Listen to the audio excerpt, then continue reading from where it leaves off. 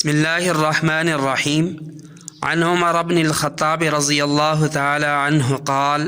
سمعت رسول اللہ صلی اللہ علیہ وسلم یقول انما الاعمال بالنیات وانما لامرئ ما نوى فمن كانت ہجرته الى اللہ ورسوله فہجرته الى اللہ ورسوله ومن كانت ہجرته الى دنیا يصيبها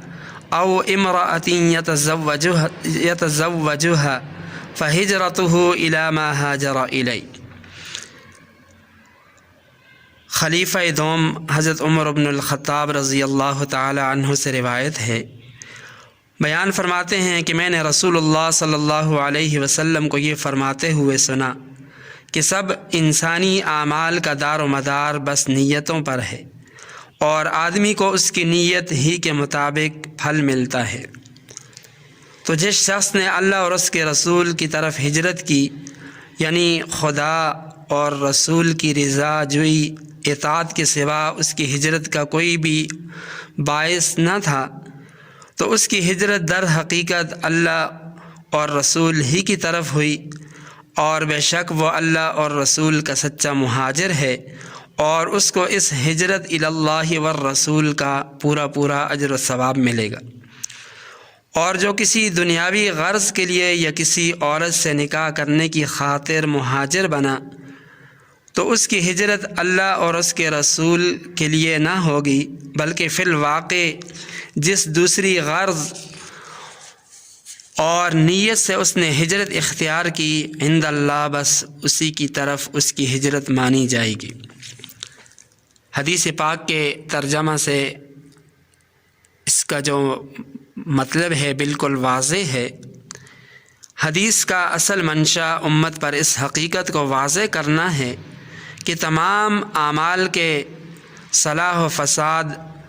اور مقبولیت مردودیت کا دار و مدار نیت پر ہے، یعنی عمل صالح وہی ہوگا اور اسی کی اللہ کے یہاں قدر و قیمت ہوگی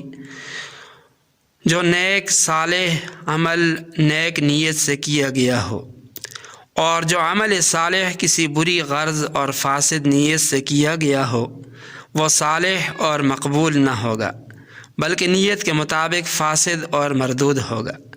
اگرچہ ظاہری طور پر ظاہری نظر میں صالح ہی کیوں نہ معلوم ہو۔ حاصل یہ ہے کہ اللہ تعالی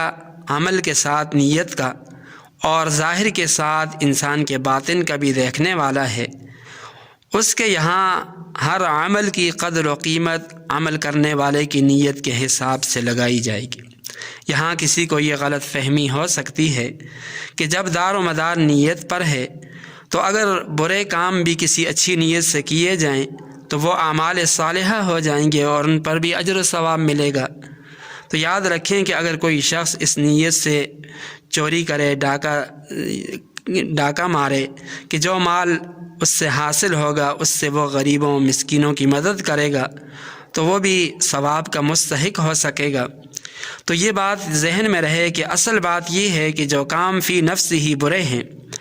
اور جن سے اللہ اور اس کے رسول نے منع فرمایا، ان میں حسن نیت کا، اچھی نیت کا سوال پیدا ہی نہیں ہوتا۔ وہ تو بہرحال قبیح ہیں، اللہ تعالیٰ کے غیظ و غضب کا سبب ہیں، ذریعہ ہیں، بلکہ ان کے ساتھ اچھی نیت کرنا اور ان پر اجر و ثواب کی امید رکھنا شاید ان کی مزید قباحت کا اور سزا میں زیادتی کا باعث ہو، کیونکہ یہ تو اللہ تعالیٰ کے دین کے ساتھ ایک قسم کا مذاق ہوگا۔ بلکہ حدیث کا منشا اعمال صالحہ کے متعلق یہ بتلانا ہے